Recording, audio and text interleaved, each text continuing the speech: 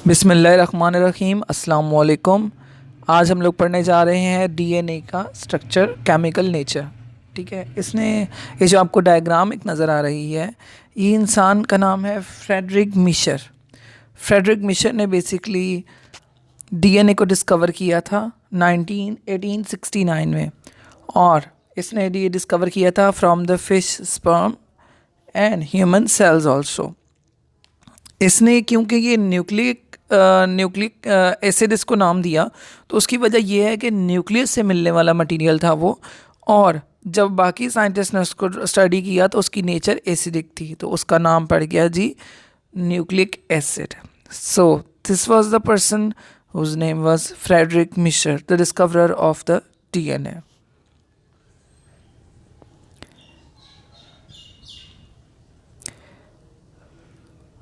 And now we will move toward our next slide. What is DNA? DNA is a polymer of the deoxyribonucleotides found in the chromosomes, mitochondria and chloroplast. अब हमें ये कहाँ कहाँ मिलेगा? Chromosome में भी मिल सकता है, माइटोकॉन्ड्रिया में मिल सकता है, क्लोरोप्लास्ट में मिल सकता है, लेकिन सबसे ज़्यादा ज़ाहिर सी बात है ये क्रोमोसोम की फॉर्म में न्यूक्लियस के अंदर मिलेगा। It carries the genetic information, जो भी जिन जीन्स के ऊपर इन्फॉर्मेशन होती है वो सारी क्या है, हमें डीएनए के ऊपर ही मिलती है। ओके, इसके तीन कंपोनेंट हैं, बेस, शुगर एंड फॉस्फेट। ये तीनों चीज़ें मिल जाए तो क्या बनता है? एक न्यूक्लियोटाइड बनता है। अगर बेस और शुगर हो तो क्या कहलाएगा? न्यूक्लियोसाइड। अगर बेस, शुगर और फॉस्फेट तीनों हो तो फिर ये कहलाएगा न्यूक्लियोटाइड। और न्यूक्लियोटाइड यूनिट है डीएनए के स्ट्रैंड का। अब देखते हैं कि डीएनए का स्ट्रैंड कैसे बनाएंगे हम लोग। हाँ जी, अब ज़रा देखें कि हम लोग उसको ज़रा केमिकली उसका स्ट्रक्चर देख रहे हैं। तो शुगर, बेस और फॉस्फेट ग्रुप आपको तीनों यहाँ पर नज़र आ रहे होंगे। शुगर जो है ये 5 कार्बन शुगर होती है। बेस जो है वो आपको पता है नाइट्रोजनस बेस है, इसकी भी हम भी आगे स्टडी करेंगे। और आप देखें यहाँ पर फॉस्फेट ग्रुप है। फॉस्फेट ग्रुप सेम वही आपने यूज़ करनी है जैसे कि फॉस्फोरिक एसिड है। आप देखें कि ना जो डीएनए और आरएनए का यहाँ पर उन्होंने थोड़ा सारा डिफरेंस बताया हुआ है कि डीएनए में ये होता है कि जो हमारे पास है ना डीएनए में आपको न्यूक्लियोसाइड नज़र आ रहा है और न्यूक्लियोटाइड की आपको पूरी स्ट्रक्चर जो है वो दिखाई दे रहा है यहाँ पर।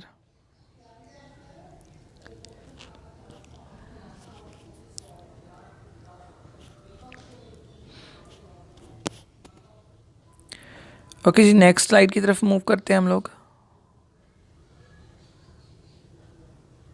नेक्स्ट स्लाइड में हमारे पास क्या आ जाता है? बेसिक स्ट्रक्चर आ जाते हैं प्यूरीन और पायरीमिडीन के।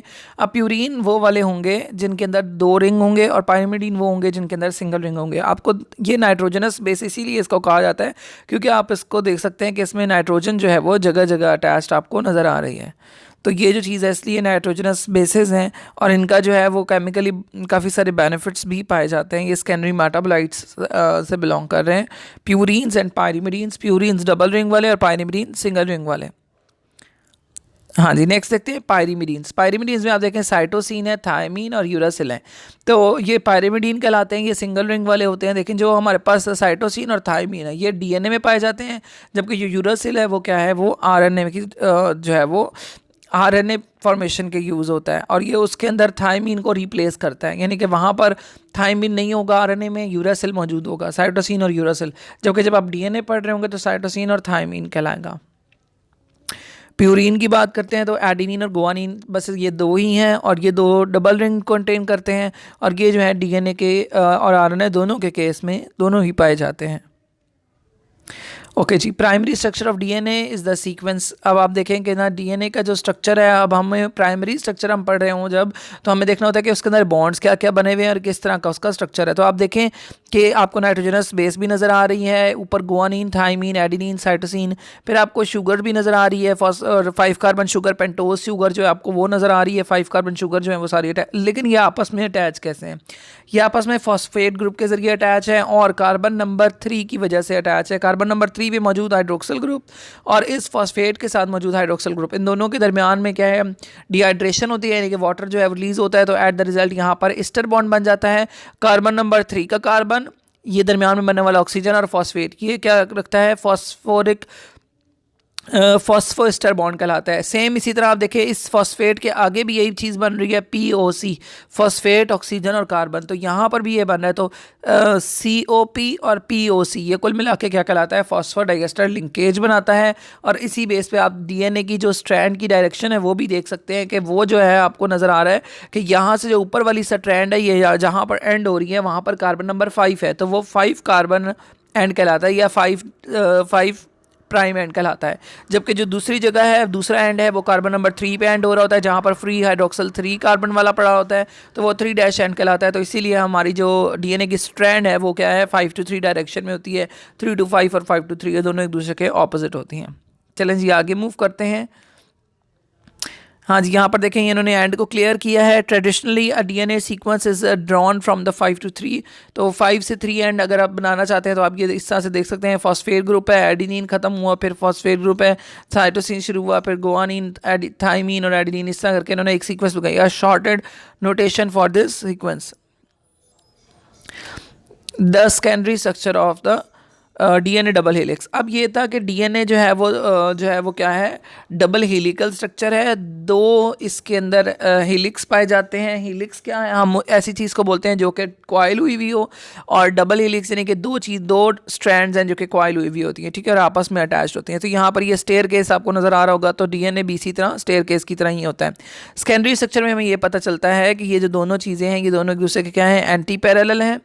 एक जो है वो अबव, जिसमें शुगर की शक्ल अबव होगी और दूसरे में डाउनवर्ड होगी। Sugar phosphate chains wrap around the periphery. इसके अंदर एक और चीज़ भी क्लियर हो जाती है कि जो नाइट्रोजनस बेसिस हैं, एडिनिन हमेशा थाइमीन के साथ मिलता है और साइटोसिन हमेशा गुआनिन के साथ मिलता है। ठीक है, the core forming the complementary adenine and thymine and guanine and cytosine, Watson Crick base pair. हाँ जी, यहाँ पर वाटसन एंड क्रिक का जिक्र हुआ है, तो ज़रा वापस आते हैं और इसको प्ले करते हैं।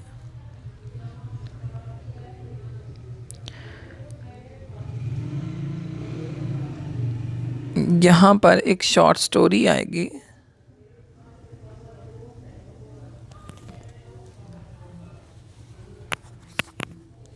Here you can see Rosalind Franklin and Maurice Wilkins, इन्होंने काम किया था बेसिकली DNA स्ट्रक्चर पे।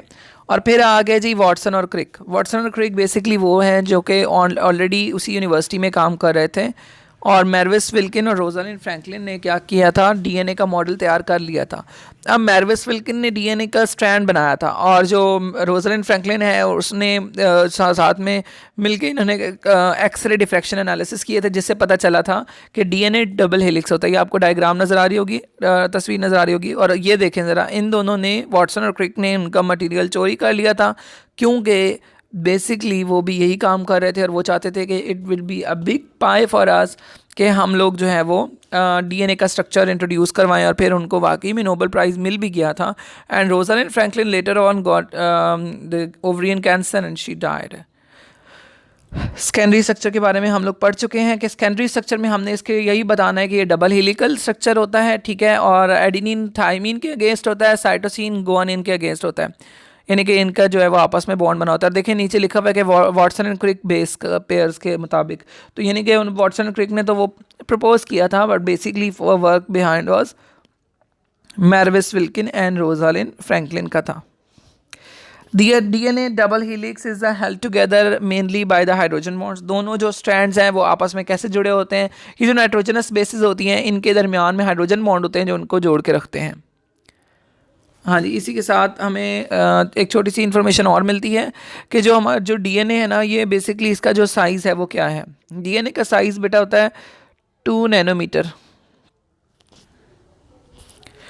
2 नैनोमीटर होता है। और जो DNA का हमारे पास आ जाता है ना, इसका एक हेलिकल, एक टर्न जो है उसका साइज़ क्या है, वो 3.4 नैनोमीटर है। ओके, नेक्स्ट मूव हमारे पास है हाइड्रोजन बॉन्ड। क्या है, ये केमिकल बॉन्ड है जो कि क्या है, हमारे पास दो एटम्स के दरमियान बनता है, जो कि इलेक्ट्रोनेगेटिव एटम की वजह से अटैच होते हैं।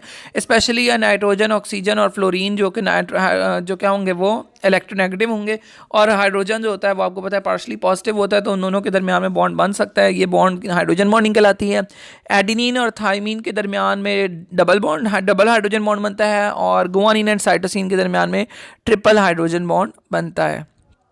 जैसे कि आप इस नेक्स्ट डायग्राम में ऑब्जर्व कर सकते हैं। ये देखें, इसमें देखें आप लोगों को पता चल रहा होगा, इन्होंने एक तरफ बनाया है एडिनिन और थाइमीन। एडिनिन थाइमीन के दरमियान में 2 हाइड्रोजन बॉन्ड बने पड़े हैं और साइटोसिन और गुआनिन के दरमियान में 3 हाइड्रोजन बॉन्ड बने हुए हैं।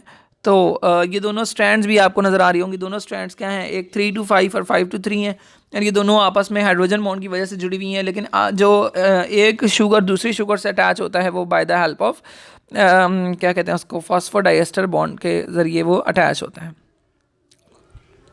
ये देखिए, मैंने इस शॉर्ट वीडियो में दोबारा से स्ट्रक्चर को एक्सप्लेन करने की कोशिश की है। आप देख सकते हैं, ये देखें ज़रा, ये शुगर है हमारे पास, इसमें कार्बन 1 2 3 एंड 4 है और 5 है। 5 कार्बन शुगर पेंटोज शुगर के एक तरफ लगा हुआ है फॉस्फोरिक एसिड और एक तरफ लगा हुआ है नाइट्रोजनस बेस।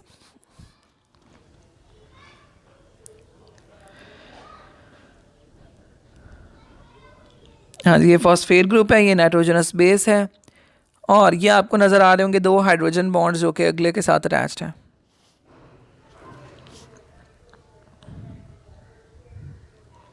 सेम इसी तरह आपने अगर दूसरा बनाना है, साथ न्यूक्लियोटाइड को अटैच करना है, तो आप क्या करें, फिर से इसी तरह से बनाएं, 5 पेंटोज शुगर बनाएं, उसके साथ फॉस्फेट ग्रुप लगाएं। फॉस्फेट ग्रुप के ऊपर मौजूद हाइड्रोक्सल ग्रुप क्या है, कार्बन नंबर 3 का हाइड्रोक्सल ग्रुप के साथ रिएक्ट करेगा, वाटर रिलीज होगा और एज द रिजल्ट यहाँ पर बॉन्ड बन जाता है जिसको फॉस्फोडाइएस्टर बॉन्ड बोलते हैं। सेम इसी तरह से आपने अगर इसका सेकेंड स्ट्रैंड बनाना है तो उसके लिए आपको ग्लूकोज की जो राइबोज शुगर है उसको उल्टा बनाना होगा, ऑपोजिट डायरेक्शन बनाना होगा। 1 2 3 4 5 5 कार्बन शुगर है, उसी तरह से एक तरफ बेस और एक तरफ फॉस्फेट ग्रुप है। फॉस्फेट ग्रुप क्या करता है, दोनों न्यूक्लियोटाइड्स को आपस में जोड़ देता है, डाई न्यूक्लियोटाइड की चेन बना देता है। जबकि ये दोनों जो स्ट्रैंड अब बन चुकी हैं, दो न्यूक्लियोटाइड वाली, ये आपस में नाइट्रोजनस बेसिस के जरिए जुड़ती हैं। तो जो बेसिस हैं डबल बॉन्ड वाली, जैसे एडिनिन और थाइमीन, वो दो हाइड्रोजन बॉन्ड के जरिए जोड़ेंगी, और जो साइटोसिन और गुआनिन वाली हैं वो 3 हाइड्रोजन बॉन्ड से जोड़ेंगी। तो इस तरह करके हमें नज़र आता है कि ये दोनों स्ट्रैंड्स तैयार हैं, 5 to 3 एंड 3 to 5। एंड देखें, हाइड्रोक्सल ग्रुप इसका तीसरे कार्बन पे मौजूद है, इसलिए 3' एंड है, और फॉस्फेट ग्रुप इसका 5वें कार्बन पे मौजूद है, तो ये 5' एंड है। क्लियर हो गया। इसी तरह जो फॉस्फेट ग्रुप है इसका 5' एंड है, ये अबव है, और जो हमारे पास 3' कार्बन है वो क्या है, वो नीचे आ रहा है। तो ये इस तरह से करके दोनों एक दूसरे के एंटी पैरेलल स्ट्रैंड्स होते हैं, एंड यहाँ पर हमारा टॉपिक एंड होता है। Thank you so much.